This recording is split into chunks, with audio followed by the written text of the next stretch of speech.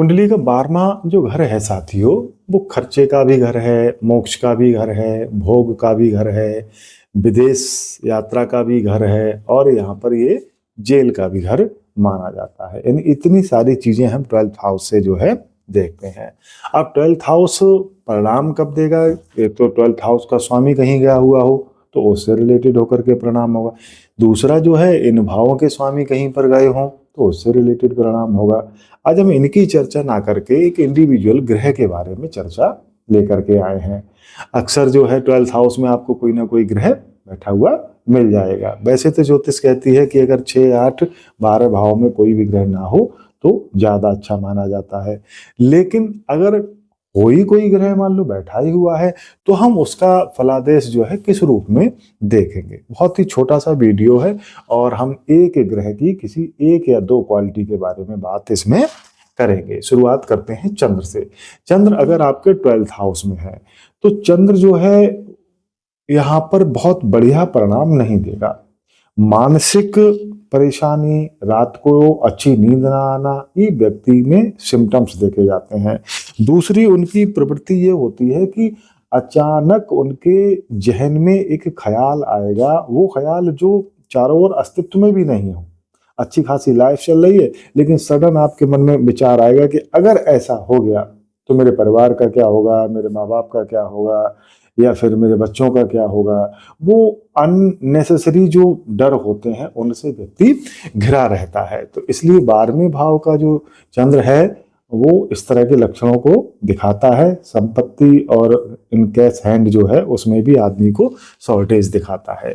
दूसरा, अगर शुक्र यहाँ पर बैठा हुआ है 12वें भाव में तो शुक्र जो है साथियों भोग का कारक है। ये हाउस भी भोग का है और यहाँ पर कालपुरुष की कुंडली के हिसाब से 12वीं राशि आती है। शुक्र यहाँ पर उच्च का हो जाता है तो ये व्यक्ति जो है वो भोगी तो हो जाएगा। और इसकी अवस्था, जब शुक्र की अवस्था होती है करीब 22 साल के बाद में, यानी शरीर जवान होता है, उस समय ये भोग में ज्यादा लिप्त हो जाता है।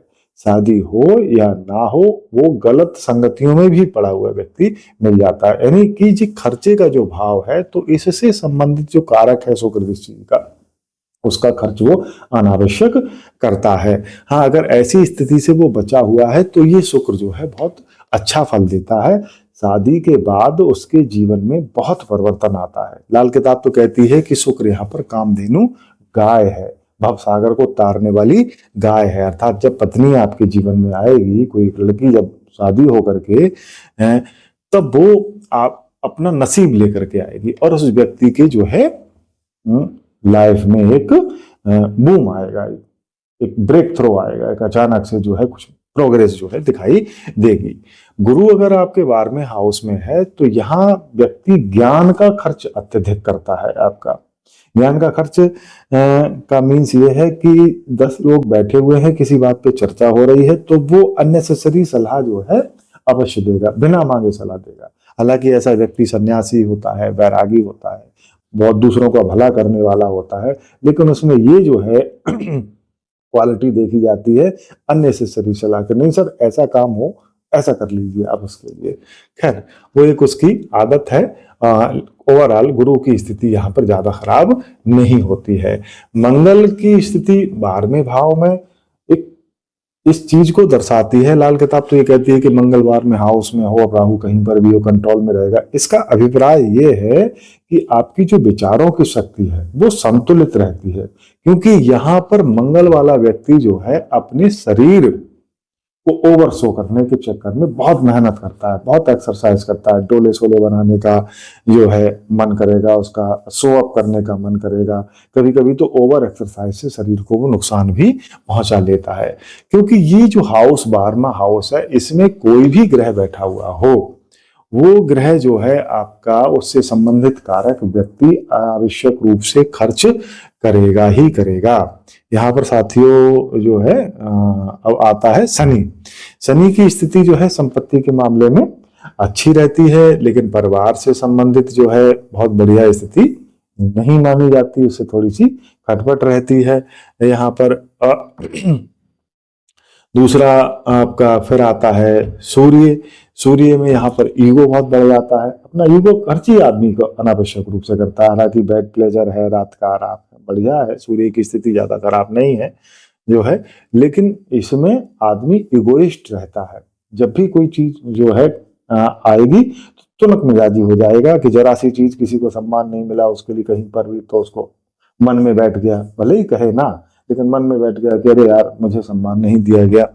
तो ये चीजें हैं। दूसरा, अगर मान सम्मान उसको प्राप्त करना है तो अपने मूल स्थान से उसे दूर जाना पड़ेगा। ऐसे ही गुरु में एक लक्षण दिखाई देता है कि गुरु अगर 12वें हाउस में हो तो व्यक्ति का बचपन जो है बाहर व्यतीत होता है, अधिकांश हिस्सा जो है। राहु की अगर हम बात करें तो राहु यहाँ पर खर्चे बहुत दर्शाता है। अगर आप किसी अनैतिक कार्यों में पड़ गए हैं और राहु की दशा अंतर्दशा आई तो इतने खर्चे हो जाएंगे आप में, लाइफ में आपकी जो है कि आमदनी आपकी 10 रुपए की और खर्चे आपके 15-16 रुपए के हो जाएंगे। केतु आपको इंट्रोवर्ट कर देता है, वैराग्य आध्यात्म की ओर जो है ले जाता है यहाँ पर। और केतु का ले जाना अगर अच्छे योग नहीं है तो बहुत ही कष्टकारक तरीके से आपको समाज से वो कट ऑफ दूर कर देता है। यहाँ शायद मैंने बुद्ध नहीं लिखा है। अगर बुद्ध की बात करें तो यहाँ व्यक्ति ओवर टॉकिंग बहुत करता है।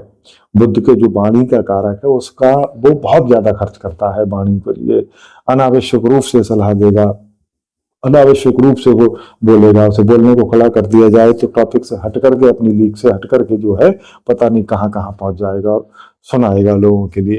तो इस तरह से हम एक या दो विशेषताओं को हमने बात करी थी 12वें हाउस की। हालांकि इन चीजों में बहुत वेरिएशन देखने को मिलता है कि ग्रह कौन से भाव का कारक होकर गया है, कौन सी राशि में बैठा है, किस लगन पे है, आपका लगन आपकी कौन सी है, किसकी दृष्टि पड़ रही है। ये बहुत सारी चीजें इसमें समाहित अभी की जा सकती हैं जो हम अगले वीडियो में लेकर के आएंगे।